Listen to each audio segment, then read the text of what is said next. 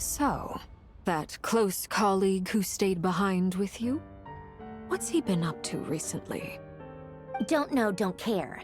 I get more normal human interaction from hanging out with Bosco 2 than him. Although, now you mention it, he hasn't bothered me in a while. I wonder if... If he's disappeared without a trace, it's the biggest gift he ever gave to the world. But I somehow doubt that's what's going on. He won't lie low forever. So we'd better stay on guard.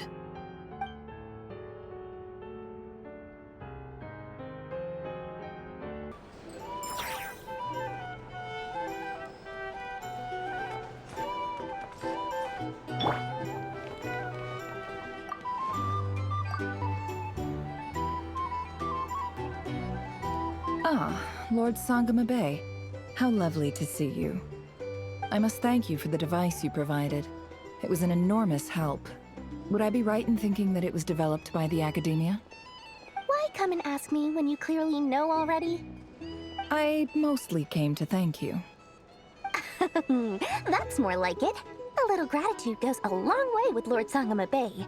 Play your cards right, and you might even stand a chance of becoming my long-term supplier. The chance to work with such a kind and charitable investor as yourself would be a great honor for the Curatorium. Huh? Charitable? Who said anything about charity? First I'm hearing about it. Let's see. The first plot of land you purchased in Nodcry, your desert interests, and... Stop! What do you think you're doing? Exposing my investment history! It's nothing to hide from. They're all perfectly legitimate investments. And some of the land you purchased was with the intent of building a sanctuary? Yes, I heard about that too. How did you...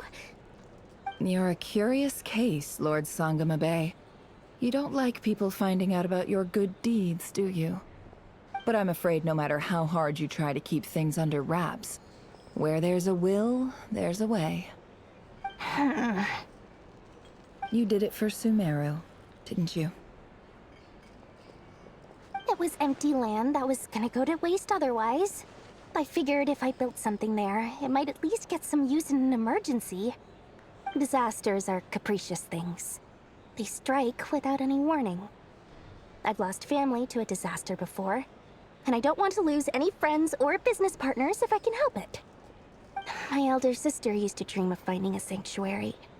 Somewhere with plenty of food, water, and medicine. Where everyone could live happy lives. It was something I looked into, but after discussing things with the Dendro Archon, I decided on a more effective strategy. The tech people handled the tech, and Moneybags provided the Mora. It just made the most sense.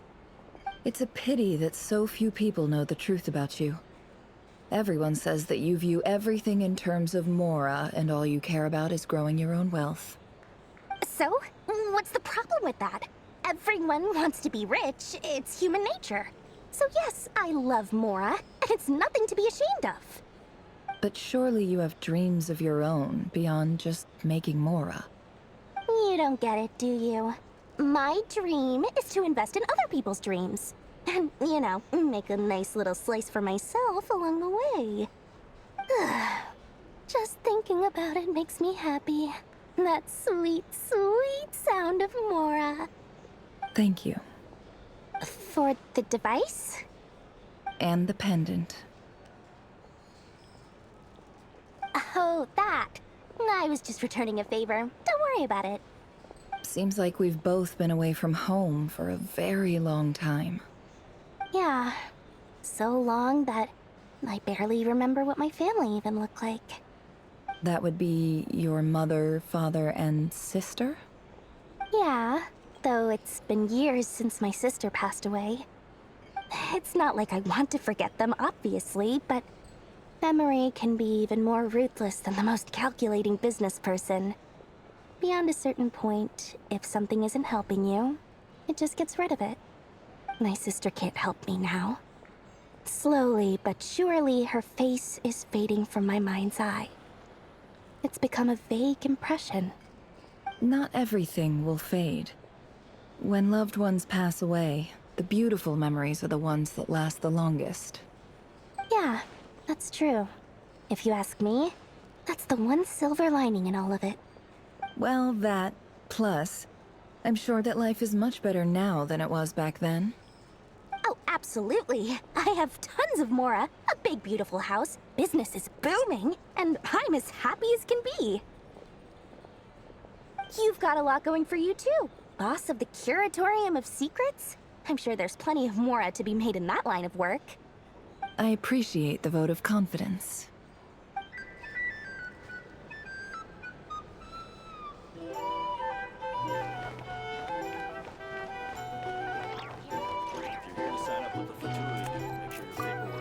How have you been holding up? Any adverse reactions? If you start to take a turn for the worse, make sure you tell me right away. You don't need to worry about me, Grandmaster. I'm fine. I mean, I barely did anything, so... What? You're too humble, young man. You played an indispensable role in the battle for Nodcry. We can't thank you enough for your support. Sometimes, when people praise you, it's because you deserve it. The best thing is to accept it calmly and with grace. It's important to learn how to respond to words of admiration. Let's do a quick demonstration. Albedo, that was an incredible feat of alchemy. The pressure was on, but you worked flawlessly at lightning speed to get the job done. Thank you. I can't take all the credit, though. Durin played a big part in forming the alchemical array. See? Did you catch that? A masterclass in how to take a compliment. Okay, yeah. I did work pretty hard to help prepare for the battle. No point denying that. Hey, you guys!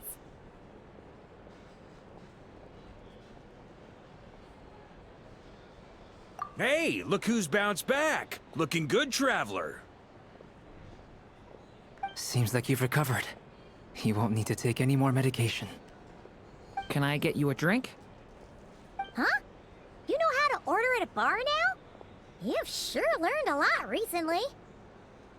Handling a drinks order is ridiculously simple compared to alchemy. Don't worry, I'll blend into society yet. Paimon believes it. You're clearly a fast learner, just like your brother.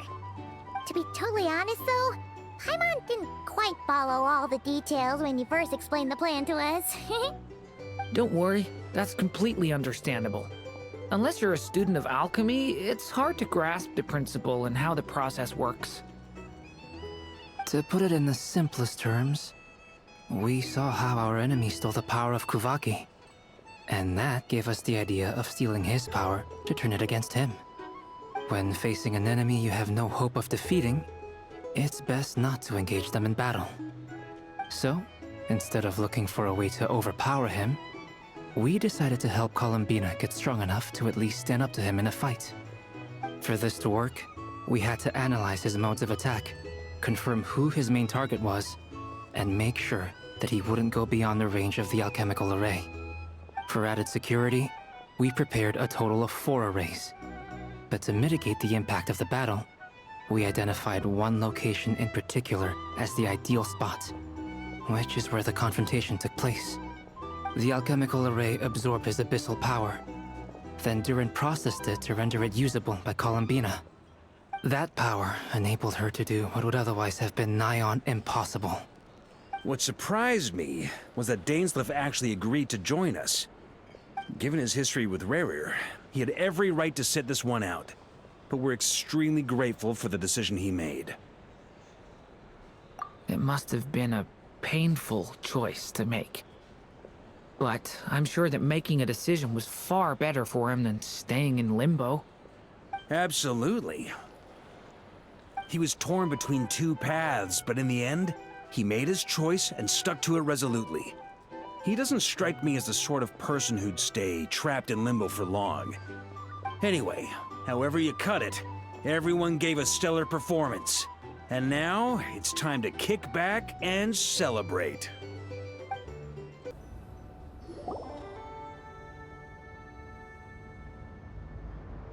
That's the only reason you're here? Yes. I've thought a lot about it. And I've realized that you, me, and Arlecchino should be friends. I think this is very important. So I felt I had to come and tell you. Well, this is a new one. I'm so moved. I can't even hold my teacup. If that's all, you can leave now. Do you not want to be friends with me? Or is it that you prefer being co-workers? What is this, Columbina? Are you deliberately testing my patience threshold? Right now, my politeness module is active. But if you say another word, I swear I'll shut it down. If your politeness module was active, wouldn't you say the word please at some point? Polonia, please see Lady Columbina to the door. Will you still invite me to your next tea party? What? Yes, I think you will. Bye-bye, dear Sandrone.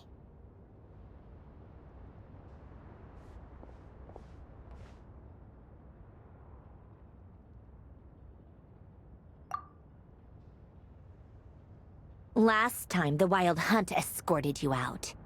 Would you rather I handled it myself this time? We just wanted to, see how you were doing now that it's all over. Why? Out of concern for my safety? I hope you didn't seriously think that the Rerir of Silnari would be able to lay so much as a finger upon me, given how prepared I was. Mostly because you kind of helped us out, so we just wanted to check you were okay. Oh, don't you worry about that. Tea time is already a write-off. The visitor before you managed to kill my appetite. If you're in the mood for tea, go ahead and help yourself. Otherwise, it's going to waste. My coasters are still missing in action, though. Use this notebook instead. Whoa! Pretty hefty notebook. Look at all those calculations. You can ignore those. They're just dumb scribblings. I doodle and write in my free time. Sometimes I remember the distant, dreamlike past. Sometimes I imagine the far-flung future. And other times, I grit my teeth and note down all the crazy nonsense going on in the present. Some people do the crosswords in the newspaper. This is my equivalent of that. Trying to predict the future is like daydreaming. And writing about the present just makes me furious. The past is my favorite. If nothing else, it's already set in stone, so I don't have to rack my brains trying to figure it all out. Huh. Although, having said that, the only vaguely interesting memory in my past is probably that guy they call Lord Artificer. Who else? Pretty much all the mecha in Fontaine are his personal handiwork. Wait, are you saying you know him? Like, personally? As a friend? I mean, I guess we were friendly enough. Yep. In fact, I'm probably the only normal person left who knew him at all. We used to chat occasionally back when he was still around. Before he passed away, he asked me to destroy all his manuscripts. I honored his request, but I did read through everything first before destroying them. I mean, I couldn't let the genius of Lord Artificer Alain Guillotin disappear like that. Would have been such a waste. So, that's where the formula's in your notebook are from? I just told you. Those are my equivalent of crossword puzzles. They're just dumb formulas that I solve for fun when I'm bored. Alain's work was like epic poetry. The formulas in my notebook are just silly little riddles in comparison. Not that there's anything bad about them. I mean, at least, solving those riddles isn't going to hurt anyone. Except me, 'cause I lose a few brain cells in the process. Anyway, while we're on the topic, I might as well tell you about what happened to him and his friends. Alain Guillotin had two close buddies, René and Jacob. They spent their childhood years together in the Narzissenkreuz Institute. They were all quite competitive, so there was some rivalry between them, but it was a friendly rivalry. But beneath the friendship and the rivalry ran something deeper. a sense of nostalgia for the past. Unfortunately, childhood would end, the prophecy would come true, the apocalypse would arrive, and the future would never be. A mad dream that would normally only capture the minds of lunatics began to take root in their hearts. A dream of saving the world. And if Renee and Alain had been people of lesser wits, that dream would probably have ended up as something for them to joke about in their older years. But alas, they were some of the sharpest minds around. They nurtured that dream with the full power of their intellect, and it grew into something that ate away at their souls. The first of them to fall under its spell was Renee. Against Alain's wishes, he persisted in experimenting on a mutual friend of theirs to try and save their life. Alain did not approve and parted ways with Renee. It's complicated. Alain wanted to believe that Renee only did what he did for the sake of their friendship. But when he told me about what happened, I could tell he still had some suspicions about Renee's motives. Perhaps the seed that would grow into a nightmare had already sprouted in Renee's mind. Even then. The next time they met, Renee's soul had been completely engulfed by the dream of salvation. His futile attempt to change the tide of fate only resulted in a wave that swallowed up the world, even before the apocalypse came. And although that wave died down eventually, I hear that it just recently came back with a vengeance. As I understand, Renee wanted to live out his dream of salvation once more. But I'm told that the attempted resurgence finally died out for good. At long last, Renee awoke from his deluded dream. Though of course by then it was far too late. What do you think of Renee? Do you admire his transcendent genius? His view that any price was worth paying to achieve the lofty goal of saving the world? Or do you despise him? Dismiss him as an evil madman who wrought havoc on the lives of everyone around him as he pursued his delusional dream? Same difference, really. Just a matter of perspective. Doesn't surprise me. You share one thing in common, after all. You both want to be the savior. The only difference is, your dream came true, and his... well, he wasn't the one who made it come true. I don't like fanatics who give up their whole lives for their ideology. Nor do I like fools who let their delusions take control. Maybe I could understand if Renee had just been an ordinary person. But he had a sage-like intellect, and still managed to get himself lost in the labyrinth of his own desires. Anyway, that's enough about Renee. Now, moving on to Alain Guillotin, the Lord Artificer. He managed to put a stop to the first storm whipped up by Renee. But after that, Alain lost his friends and family. To his credit, I suppose, the loss of his family and friends was purely a tragic accident. It's not like Alain sacrificed them for his cause or anything. After that, the only thing supporting his work was the same dream that had dragged his closest friend down to the abyss. But although the desire to save Fontaine drove him to found the Fontaine Research Institute, Alain continued to reject any form of transcendental knowledge or power. He was suspicious and fearful of it, having seen the way it had affected his closest friend. I think that formulas and machines derived solely from human intellect were the only thing that gave him a sense of spiritual comfort. Yet Alain's intellect was simply too great. It barely left him space to breathe in his lifetime. Once he realized that the end of his life was approaching, he finally accepted the truth. The Nazissenkreuz Institute needed someone, and a human being, to see its story through to the end. He quit working on his formulas, trading them in for the fairy tales that had played such a formative role in his childhood, but which he barely touched in his adult life. He told me that the director of the Sissenkreuz Institute used to read those fairy tales to the children as bedtime stories. Apparently, they worked wonders at sending kids off to sleep. I think that all he wanted at that time in his life was to be able to sleep deeply without being plagued by depression. By that point, nothing else really mattered. At the very end, he laid down to rest in the ruins of the former Sissenkreuz Institute orphanage, while the Fontaine Research Institute he had founded continued tirelessly with its work.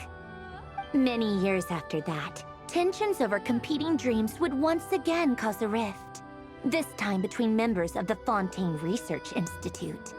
But the actions of those fools had nothing at all to do with Alain. And that is the story of two people from the Sissenkreuz Institute who both wanted to save the world. One went all in on his fantasy of salvation without ever looking back, and ended up calmly sinking to the bottom of the deepest sea.